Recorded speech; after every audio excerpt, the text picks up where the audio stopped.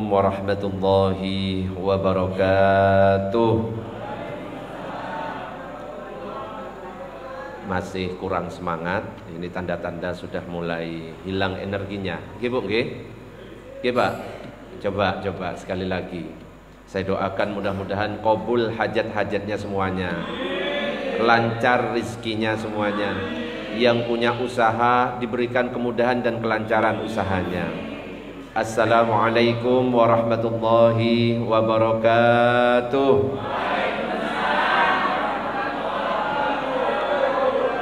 Ini sudah ada tanda-tanda semangat ya. Jadi kalau bisa ucapan salam itu jawabannya semangat. Insya Allah pahalanya juga besar. Ini baru 2 kali, kita 3 kali. Cuma saya awali dengan pantun. Kalau ada pantun biasanya jawabannya apa? Cakep. Yang kompak juga. Yang kompak ya, bilang cakepnya. Ke pasar minggu beli minyak. Yang jawab salamnya keras, mudah-mudahan duitnya banyak. Assalamualaikum warahmatullahi wabarakatuh. Bismillah walhamdulillah wassalatu wassalamu ala rasulillah sayyidina Muhammad ibn Abdillah wa ala alihi wa sahbihi wa man walah la hawla wa la quwata illa billah amma ba'du. Nawayna ta'alluma wa ta'lim wa tadhakkur wa tadhkir wa naf'a wal intifa' wal ifadata wal istifadah wal hath ala tamassuki bi kitabillahi wa sunnati rasulih wa du'a ilal huda wa dalalata ala al khair وابتغاء وجه الله ومرضاته وقربه وثوابه سبحانه وتعالى إلى حضرة النبي المصطفى محمد صلى الله عليه وسلم. الفاتحة. بسم الله الرحمن الرحيم. الحمد لله رب العالمين الرحمن الرحيم مالك يوم الدين إياك نعبد وإياك نستعين اهدنا الصراط المستقيم صراط الذين أنعمت عليهم غير المغضوب عليهم ولا الضالين آمين. Para jamaah, Bapak Ibu yang dirahmati oleh Allah, alhamdulillah pada kesempatan sore ini kita bisa berkumpul di masjid yang kita cintai semuanya. Allah masih memberikan kesempatan kepada kita untuk ibadah di bulan Ramadan. Maka kita manfaatkan kesempatan yang Allah berikan untuk ibadah ini dengan sebaik-baiknya. Karena belum tentu kita ini sampai ke bulan Ramadan yang akan datang. Bahkan nanti malam kita bisa tarawih atau tidak, gak ada yang tahu. Besok bisa puasa atau tidak, gak ada yang tahu. Kenapa? Bisa saja 1 menit ke depan yang kayaknya sekarang sehat tiba-tiba sudah dipanggil oleh Allah Subhanahu wa ta'ala. Makanya ini kesempatan harus kita manfaatkan sebaik mungkin. Kita gak ngerti yang hadir di tempat ini siapa yang nanti dipanggil duluan oleh Allah, gak ngerti. Yang mati duluan gak ada yang tahu. Bisa jadi yang mati duluan bapak sama ibu, baru ustadznya belakangan. Atau sebaliknya, ustadznya belakangan, bapak ibu-ibu duluan ya. Makanya kan ada lagu yang bunyinya seperti ini. Orang kaya, kurang semangat, ulangi. Orang kaya, orang miskin, raja-raja, rakyat biasa, Ustadz Sugeng, umur ini, ojo panjang umur ya. Kita doakan ya Ustadz Sugeng ya, juga ketua takmir. Mana ketua takmirnya tadi? Nah, mudah-mudahan panjang umur semuanya. Amin ya rabbal alamin. Ojo didoakan mati ya, panjang umur, sehat walafiat. Jadi manfaatkan sebaik mungkin karena belum tentu kita nanti bisa ibadah di bulan Ramadan berikutnya. Harus kita benar-benar sangat semangat di bulan Ramadan ini. Karena dalam sebuah hadis itu dikatakan, diikuti semuanya, idza jaa Ramadhanu futtihat abwabul jannah wa ghulliqat abwabun nar wa suffidatis syayatin. Nabi bersabda, apabila bulan Ramadan datang maka pintu-pintu surga dibuka, pintu-pintu neraka ditutup, setan-setan semuanya dibelenggu. Makanya wajar kalau misalkan di bulan Ramadan ini kita lihat orang-orang jadi semangat ibadah. Yang biasanya nggak ke masjid jadi ke masjid, betul Banda? Yang biasanya nggak pernah sholat malam jadi sholat malam. Yang biasanya nggak pernah jamaah sholat isya, sholat subuh jadi sholat isya dan sholat subuh. Nah, ini kesempatan menunjukkan kepada kita bahwa bulan Ramadan ini bulan latihan.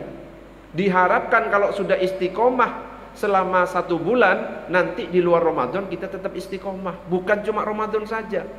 Di Ramadan istiqomah 5 waktu, di luar Ramadan nanti istiqomah 5 waktu. Jangan sampai kejadian-kejadian yang dulu itu terjadi. Subuhnya kesiangan, duhurnya kerepotan, asarnya di perjalanan, maghribnya kecapean, isyaknya ketiduran, wes gak sholat belas.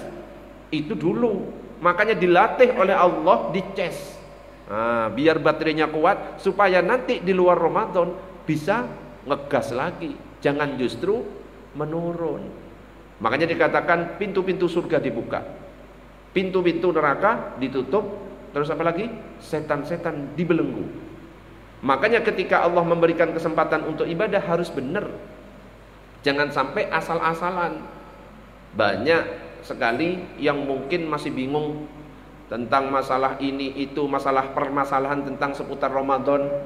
Misalkan mata sedang sakit di siang hari bulan Ramadan, boleh enggak pakai obat mata? Boleh apa enggak? Boleh? Beneran boleh? Kalau instonya saya habiskan boleh apa enggak? Tidak boleh. Oh, berarti kalau sedikit boleh, kalau banyak tidak boleh. Nah, itu yang salah kayak gitu ya. Jadi yang penting, berkali-kali kalau saya kajian itu mesti saya sampaikan, yang penting tidak masuk ke 5 lubang, baru aman. 5 lubang ini adalah mulut 1, 2 hidung, 3 telinga, 4 jalan depan, 5 jalan belakang. Mata termasuk enggak 5 lubang? Enggak masuk. Makanya kejawab langsung, oh tidak termasuk 5 lubang. Berarti kalau pakai obat mata, meskipun sedikit ataupun banyak, bahkan dihabiskan instonya, batal enggak puasanya? Tidak batal, cuma matanya bengkak ya. Tapi enggak batal, aman. Makanya berkali-kali ibu-ibu misalkan yang masak ya, kan nyiapkan buka dan lain sebagainya, kan perlu untuk ngincipi makanan, betul? Sudah diincipi tadi? Oh, sudah. Berapa piring diincipinya? Yang penting jangan sampai ditelan. Boleh ngincipi, memasukkan boleh, tapi ditelannya jangan. Apalagi alat perasa itu ada di lidah, jadi nggak perlu kita telan, masuk tanpa telan. Makanya kalau seandainya ada bakso 1 mangkok, capcay 1 mangkok, saya incipi sampai habis, terus gini sampai habis capcaynya habis, bakso sampai habis, batal atau tidak?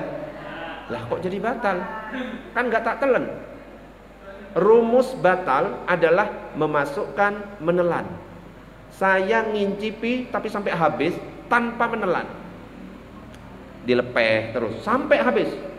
Habis baksonya habis, ganti capcaynya saya habiskan. Batal atau tidak? Tidak. Cuma hukumnya makruh. Tapi ada yang kayak gitu, bakso diincipi terus dari pagi sampai sore, ya ojo ya. Itu justru pahalanya hilang, gak manfaat. Kalau bisa, kalau mau mengincipi ya sekadarnya saja. Sahur, ayo kita hidupkan sahur itu. Kalau sahur itu dilakukan, diakhirkan anjurannya. Mepet-mepet dengan subuh, yang penting jangan sampai waktu subuh. Kalau bisa berhenti saat imsak. Imsak itu kurang lebih 10 menit dari waktu subuh. Karena Nabi kalau sahur, antara sahurnya Nabi dengan sholat subuhnya itu berkisar 50 ayat. 50 ayat itu sekitar 10 menit sampai 15 menit. Berhenti. Gak boleh dilanjutkan. Kalau lagi makan terdengar azan, gak boleh dilanjutkan. Ustadz ini wis kadung gimana? Gak boleh, batal. Apalagi saya dilanjut minum, dilanjut rokokan sampai habis, itu tambah batal, nggak boleh. Berbeda dengan buka, kalau buka disegerakan, azan langsung berbuka. Coba ibu-ibu sama bapak-bapak ketika sudah siap berbuka, terdengar suara azan, yang dilakukan pertama kali apa? Minum. Kak doa kamu? Wah, oke. Yang dilakukan apa? Bismillah. Bismillah apa doa? Doa apa? Oh, Bu Bagio pinter, Bu Bagio yang isi aja. Ketika azan terdengar, yang banyak kesalahan terjadi biasanya doa bersama. Allahumma laka sumtu wa bika amantu wa ala rizkika aftartu bi rahmatika ya arhamar rahimin. Kan ada yang mimpin gitu. Itu salah sebenarnya, kurang tepat. Yang benar Allahumma laka sumtu wa bika amantu wa ala rizkika aftartu itu bacanya setelah berbuka. Dan ini dijelaskan oleh ulama, wa yusannu ayyakula akibal fitri Allahumma laka sumtu, dan seterusnya. Disunnahkan mengucapkan Allahumma laka sumtu setelah berbuka. Kebalik kita itu biasanya. Makanya azan terdengar, yang kita baca adalah Bismillahirrahmanirrahim. Allahumma barik lana fima razaqtana wa qina azabannar. Baru makan. Setelah selesai angkat tangannya, Allahumma laka sumtu wa bika amantu wa ala rizkika aftartu bi rahmatika ya rahman. Itu yang benar menurut penjelasan para ulama, ya. Cuma wis kebiasaan wis kadung salah, akhirnya wis gitu ya. Di SD doa mulai Allahumma, iya enggak apa-apa wis salah. Gitu, nggih. Jadi kalau bisa sahurnya diakhirkan, bukanya disegerakan. Kalau seandainya saya nggak sahur, boleh enggak? Boleh. Sahur itu hukumnya sunnah. Yang penting sudah niat di malam harinya. Kalau sudah nggak niat, itu baru tidak sah. Kalau sahur bebas, terserah. Makanya kan pernah dulu tahun yang lalu kan tak ajak nyanyi, judulnya Sakarepmu. Masih ingat? Oh, masih ingat? Ya apa lagunya?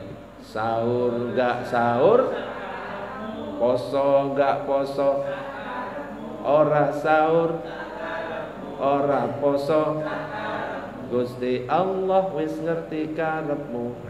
Sik kurang kompak ini, coba yang kompak. Ini direkam soalnya. Ayo Dan, rekam Dan. Kamu sambil muter Dan ya. Nah, berdiri Dan di sini Dan, nanti tak viralkan. Sing kompak. Wes, ambil nafas dulu semuanya. Ya, ngaji itu nggak usah terlalu tegang. Ambil nafas, Pak Sugeng sudah ambil nafas.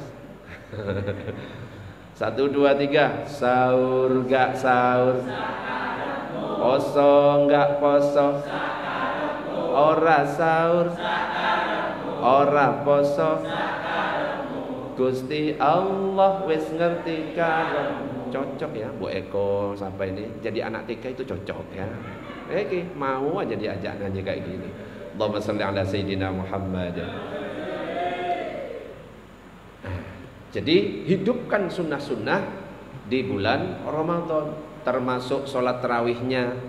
Ketika kita sholat tarawih jangan lupa isya-nya berjamaah. Setelah isya jangan sampai duduk nunggu tarawih, tapi ba'diyahnya harus juga dikerjakan. Kenapa? Ba'diyah isya yang 2 rakaat ternyata lebih afdol daripada sholat tarawih yang 20 rakaat. Loh kok bisa? Kan 20 rakaat bisa. Ba'diyah isya atau qobliyah isya itu ternyata bisa menyempurnakan sholat isya. Karena sholat sunnah rawatib, qobliyah ba'diyah bisa menyempurnakan. Tapi sholat tarawih meskipun 20 rakaat tidak bisa menyempurnakan. Makanya lebih afdol. Jangan sampai kita meninggalkan ba'diyah isya terus sholat tarawih. Tapi kalau bisa lengkap. Isya-nya berjamaah, kemudian ba'diyah isya, kemudian sholat tarawih. Sholat tarawihnya bebas, mau ngambil berapa? 20 rakaat oke, 8 rakaat juga oke. Kalau di sini ngambil berapa rakaat Ustaz Sugeng? 20 rakaat. Versi cepat atau versi lambat? Patas. Ya nggak apa-apa. Yang penting jangan kecepetan sampai nggak kebaca. Ya kayak di YouTube yang cuma 10 menit. Allahu Akbar, sami Allahu liman hamidah, Allahu Akbar, selesai. Nggak usah kayak gitu. Okay? Harus terbaca tetap. Alhamdulillahirabbil alamin arrahmanir rahim maliki yaumiddin iyyaka na'budu wa iyyaka nasta'in ihdinas siratal mustaqim. Gitu ya. Nah, cukup kalau kayak gitu. Kenapa? Masih jelas bacaannya. Nah, mau ngambil 10, 20 silahkan. Mau ngambil 8 juga silahkan. Bahkan di Mekah dulu itu 20. Setelah pandemi dipotong, didiskon jadi 10 rakaat, kemudian ditambah 13 rakaat, dan sampai sekarang 13 rakaat. Jadi agak unik di Mekah itu, ya. 10, bukan 8. Di Mekah bukan 8. Awalnya sebelum pandemi 20 rakaat plus witir itu beda. Gus Dur NU, tokoh NU. Bapak Abdul Razak Fahrudin tokoh Muhammadiyah. Kalau NU sholat tarawihnya 23. Muhammadiyah sholat tarawihnya 11. Suatu saat Bapak Abdul Razak Fahrudin main silaturahim ke Tebu Ireng. Tebu Ireng ini pondok pesantren NU. Kebetulan bulan Ramadan, kebetulan sholat tarawih tiba waktunya. Gus Dur menghormati beliau. Akhirnya apa? Sebagai bentuk penghormatan, Bapak Abdul Razak Fahrudin untuk malam ini menjadi imam di masjidnya Tebu Ireng. Tapi Bapak Abdul Razak Fahrudin meskipun Muhammadiyah orangnya bijak. Dia itu alim. Jadi ketika mau mulai, gak langsung mulai, nanya ke jamaahnya. Jamaah mau sholat 20 plus 3 versi NU, apa sholat 8 plus 3 versi Muhammadiyah? Karena kebetulan tempatnya NU, kandangnya NU, markasnya NU, kompak semuanya jawab. Berapa? 23. Akhirnya Bapak Abdul Razak Fahrudin, baik kita sholat 23 rakaat. Mulai kebiasaan Bapak Abdul Razak Fahrudin ketika ngimami di Muhammadiyah karena cuma 8, pelan. Akhirnya bacanya pelan.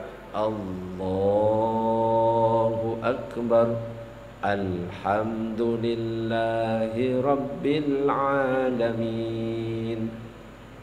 Setelah Al-Fatihah baca Al-Baqarah ayat 1 sampai 10. Itu rakaat 1 ya. Nyampe rakaat kedua lagi-lagi pelan lagi.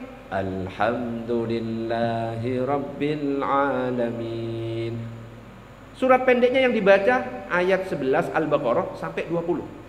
Jadi dapat 8 rakaat, itu ukurannya sama seperti tarawihnya orang NU plus tadarusannya selesai. Akhirnya wis ribut, waduh salah jawab ini, rame di belakang. Baru 8 itu. Ya, di sini wis selesai semuanya, sak tadarusannya wis selesai. Nah, karena Bapak Abdul Razak Fahrudin mendengar agak rame, noleh. Para jamaah lanjut 23 rakaat, apa langsung ditutup witir? Nah, ternyata kompak jawabannya, tutup witir Kiai. Lah ya. Baru kali itu akhirnya sejarah. Di Tebu Ireng itu sholat tarawihnya nggak pernah 11 rakaat. Baru waktu itu langsung ditutup witir, sholatnya cuma 11 rakaat. Akhirnya setelah selesai, Gus Dur maju. Gus Dur kemudian ngambil mic, kemudian bilang, baru kali ini ribuan warga NU di markasnya NU, di kandangnya NU, dimuhammadiyahkan oleh satu orang. Ya. Tapi apa damai? Kenapa? Karena mereka saling menghormati. Jadi nggak apa-apa, beda nggak masalah. Mau 20 rakaat boleh, 8 rakaat juga boleh. Nggak sholat, yoco ya, meskipun tidak dosa. Tapi ya jangan. Allahumma sholli ala sayyidina Muhammad. 3 menit lagi. 3 menit lagi ya. Hah? Oh 5 menit lagi. Oke. Dalam sebuah hadis ternyata disebutkan orang yang berpuasa ini adalah termasuk salah satu golongan yang dirindukan oleh surga. Kalau kita ingin masuk surga, biasa. Ya siapa yang gak pengen masuk surga? Biasa kalau kayak gitu. Tapi kalau surga yang merindukan kita supaya masuk ke dalamnya, itu luar biasa. Makanya dikatakan ada 4 golongan yang dirindukan oleh surga. Coba diikuti semuanya. Al-jannatu mushtaqatun ila arba'ati nafarin. Surga merindukan 4 golongan. 1, kayak baca Pancasila ya, cocok jadi pembina upacara ya. Talil Quran, orang yang membaca Al-Quran. 2, wahafizil lisan, orang yang menjaga lisan. 3,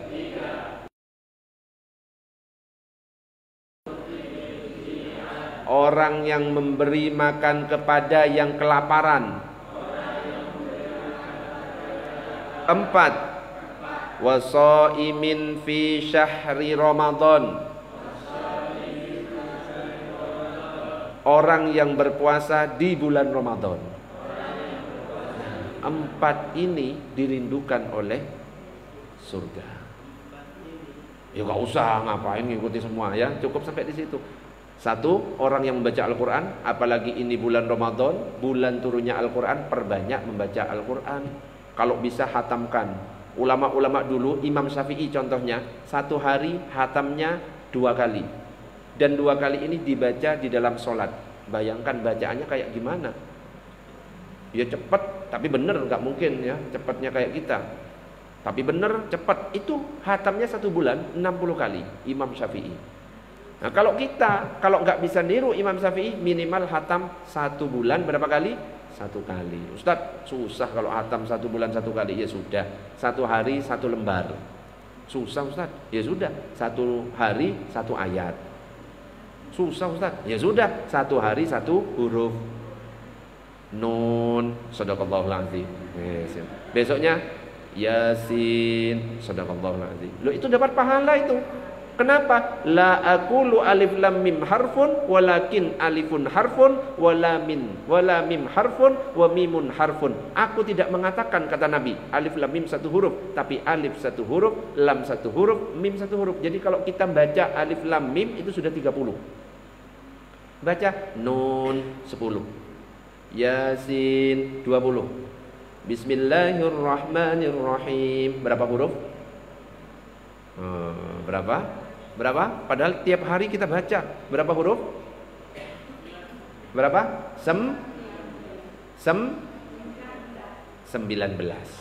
Baca Bismillahirrahmanirrahim sudah 190. Bayangkan kalau khatam. Ustadz, 1 huruf gak bisa Ustadz. Kalau gak bisa baca 1 huruf, buka Al-Qur'annya, liatin toh. Melihat Al-Qur'an dapat pahala. Al-Qur'an yang bentuknya mushaf, bukan Al-Qur'an HP. Ya, kalau Al-Quran HP tiba-tiba ada notification WA, pindah ke WA jadinya. Lihat saja kalau mushaf Al-Quran, insyaallah cuma gitu tois, Allahu Akbar. Itu dapat pahala. Melihat beda kalau dengan yang HP. Ya, kalau nggak bisa liatin, tapi dalam hatinya, ya Allah, kok susah ya baca ini, ya Allah, ampuni ya Allah dosa saya. Minimal gitu, dapat pahala itu. Itu 1. 2. Yang kedua adalah orang yang menjaga lisan. Ingat, hati-hati, lisan ini paling pedes ya, lebih tajam dari silet. Tutuk silet ya, silet ya. Lebih tajam dari silet. Kalau orang itu terluka dengan pedang, dengan pisau, luka bisa sembuh, bisa hilang bekasnya. Tapi kalau misalkan seseorang itu luka karena lisan seseorang, meskipun orang itu minta maaf, tetap ingat. Ya, sampai hari kiamat kurang 1 hari, ingat, iki orang iki tetap. Makanya hati-hati. Ya, gak usah ada rasa iri, dengki, terus apa lagi? Sombong. Wis, hilangkan penyakit-penyakit hati, mumpung ini Ramadan. Makanya kan sering saya nyanyi ya, di langit ada mata, di bumi ada orang iri, teman sukses kepanasan, dicarilah keburukan, buat jadi bahan gibahan. Jangan, wongnya teko ndak? Teko. Alhamdulillah kalau teko, mudah-mudahan tersindir. Di langit ada matahari, di bumi banyak orang iri, mulutnya tajam-tajam, gak punya perasaan, sibuk dengan urusan orang. Ada yang kayak gitu? Pakai. Apalagi di Sukolego, wakil pasti ya. Tetangga sama tetangga gak nyopo. Waduh, wis. Nah, kalau kayak gini nih bukan surga tempatnya.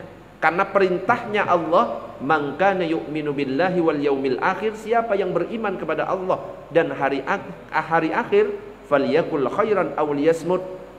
Berbicara yang baik, kalau nggak bisa diem. Falyukrim jarahu, muliakan tetanggamu. Falyukrim daifahu, muliakan tamumu. Loh, tetangga itu harus dimuliakan. Kita masak misalkan kikil, perbanyak itu airnya nggak apa-apa. Jangan cuma di baunya saja ya. Perbanyak airnya, kasih. Meskipun cuma airnya saja. Ya, coba ya. Jangan cuma cerita saya masak kikil, waduh, muliakan ya. Jadi kalau misalkan masih ada ya tetangga kanan tetangga kiri kok nggak nyopo, wis pertanda itu tidak termasuk orang yang beriman kepada Allah dan hari akhir. Segera bertobat, oke? Kalau ada orang minta maaf, terima maafnya, jangan malah nggak diterima. Allah saja maha pemaaf, apalagi kita hambanya.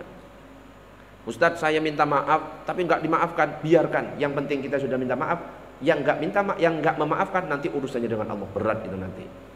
Nah, nggak usah melotot ya, kok kayak melotot semuanya ya. Biasa aja, merasa semuanya. Iya, nggak apa-apa. Memang saya sindir. Yang terakhir, karena sudah habis waktunya. Yang ketiga adalah memberi makan orang yang kelaparan. Apalagi di bulan Ramadan, ngasih makan orang yang berbuka, pahalanya sama seperti orang yang berpuasa itu, tanpa mengurangi pahalanya. Dan yang terakhir adalah orang yang berpuasa di bulan Ramadan itu dirindukan oleh surga dan dapat pintu khusus, namanya pintu Ar-Rayyan. Fil jannah samaniyatu abwabin, di surga itu ada 8 pintu. Fiha babun yusamma Ar-Rayyan, di dalamnya ada satu pintu namanya Ar-Rayyan. La yadkhuluhu illa shaimun, tidak akan ada yang bisa masuk ke dalamnya kecuali orang yang berpuasa. Jadi ketika hari kiamat pintu Ar-Rayyan itu terbuka. Kemudian berkata pintu Ar-Rayyan, aina shaimun, mana orang yang berpuasa? Orang berpuasa tiba-tiba berdiri semuanya. Kemudian masuk semuanya. Ketika orang berpuasa sudah masuk semuanya, nutup semuanya. Plek, gak akan terbuka lagi. Yang bisa masuk hanya orang yang berpuasa. Makanya ayo manfaatkan kita berpuasa, ojo sampai mokel ya. Ketika wudhu nggak boleh korupsi. Tetap sunnah kita kumur-kumur waktu wudhu, tapi nggak boleh korupsi. Kumur-kumurnya 3 kali tetap dikeluarkan 3 kali. Kumur-kumur 3 kali keluarnya sekali, itu namanya korupsi. Batal kalau kayak gitu, oke? Nah, sudah Ustaz Sugeng ya? Sudah siap-siap apa belum ini? Sudah ya? Sudah. Wis, mudah-mudahan sedikit yang saya sampaikan bermanfaat. Kurang dan lebihnya mohon maaf. Demikian. Assalamualaikum warahmatullahi wabarakatuh.